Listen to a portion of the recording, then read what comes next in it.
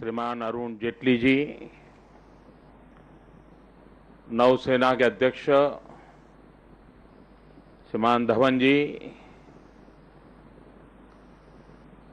मंच पर विराजमान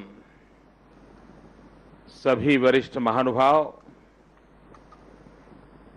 उपस्थित जल सेना, थल सेना, नभसेना के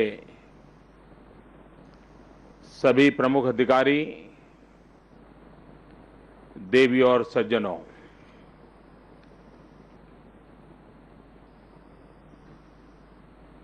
कल हमने आजादी का पर्व मनाया।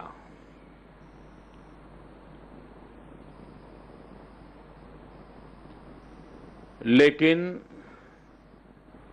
उस आजाद भारत की रक्षा का काम हमारे सेना के जवान कर रहे हैं।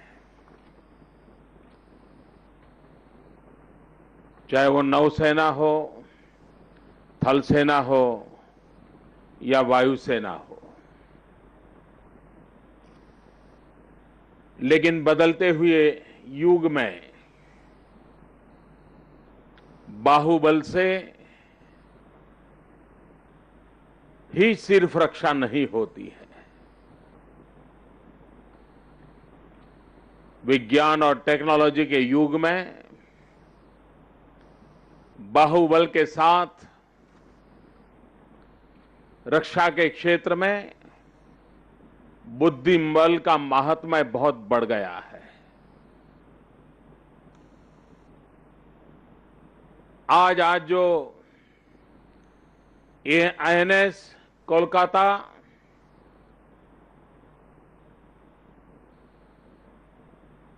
नौसेना के माध्यम से राष्ट्र को समर्पित हो रहा है, वह भारत के बुद्धिबल का भी परिचायक है। भारत के ही टेक्नीशियनों ने, भारत के ही इंजीनियरों ने, भारत के ही रक्षा विशेषज्ञों ने इसका निर्माण किया है। अब तक भारत में युद्ध क्षेत्र के लिए, संरक्षा क्षेत्र के लिए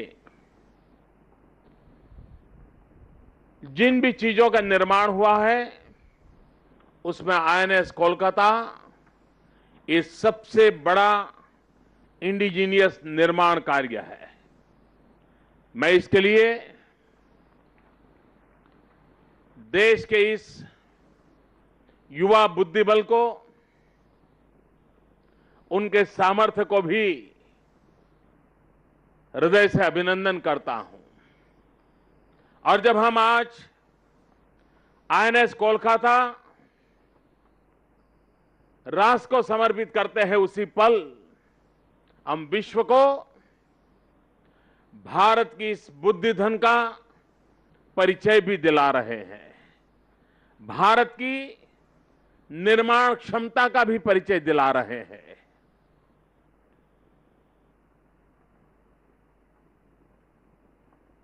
युद्ध लड़ना, युद्ध जीतना कुछ मात्रा में अब कठिन नहीं भी है, लेकिन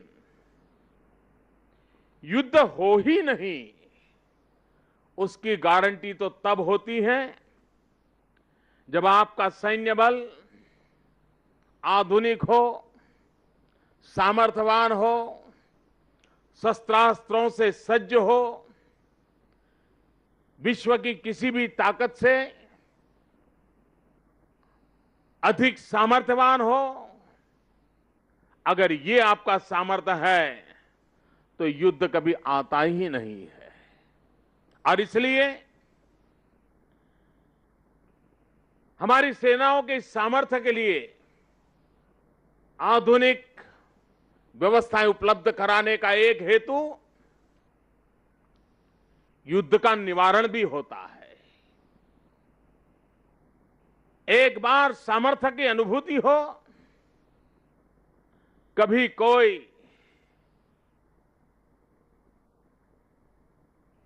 भारत की तरफ आंख ऊंची कर करके देखने की हिम्मत नहीं कर सकता है।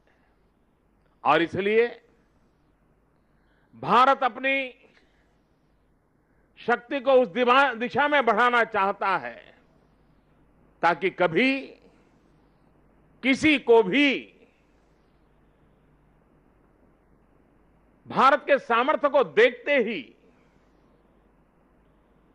हमारे जवानों के सामर्थ्य को देखते ही, हमारे बाहुबल बुद्धिबल का सामर्थ्य को देखते ही कभी उसे भारत की ओर आंख करने का दुस्साहस नहीं होगा, ये मुझे विश्वास है।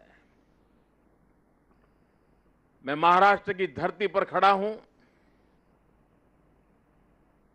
यहां के समुद्र तट से जब नौसेना की बात करता हूं तब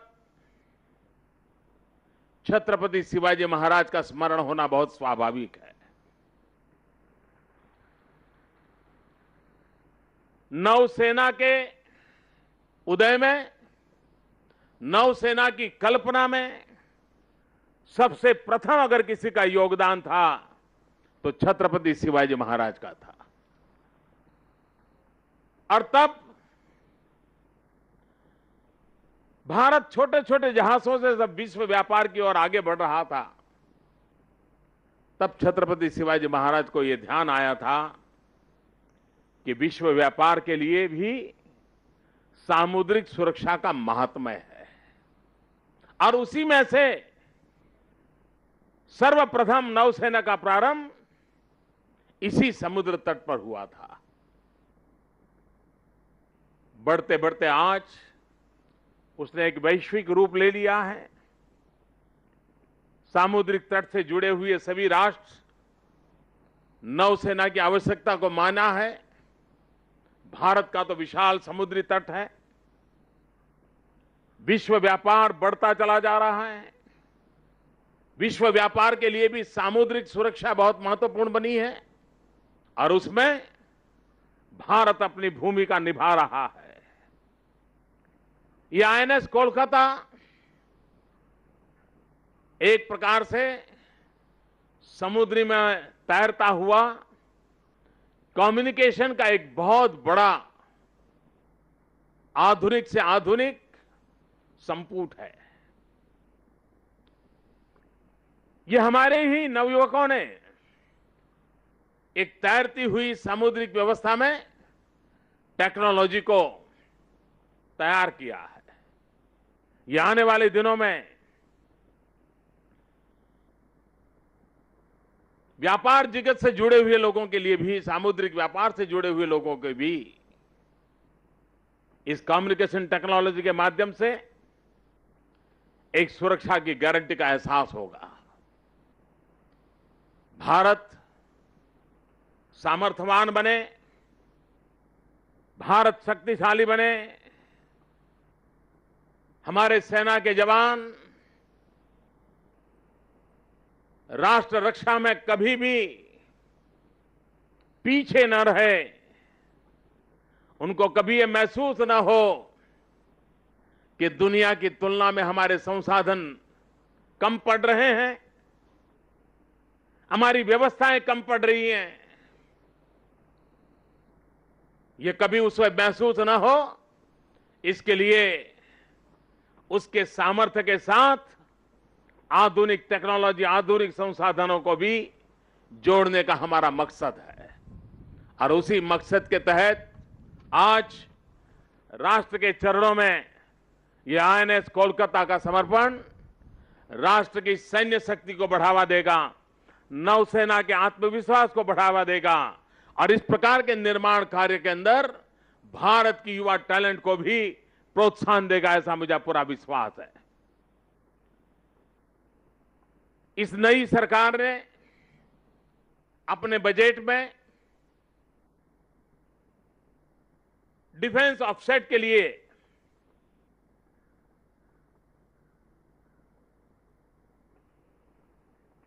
विश्व के टेक्नोलॉजी को लाने के लिए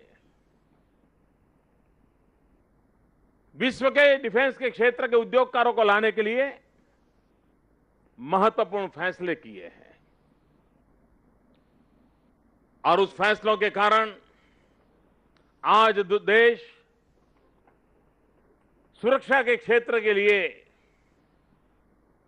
बहुत बड़ी मात्रा में उसे इंपोर्ट करना पड़ता है।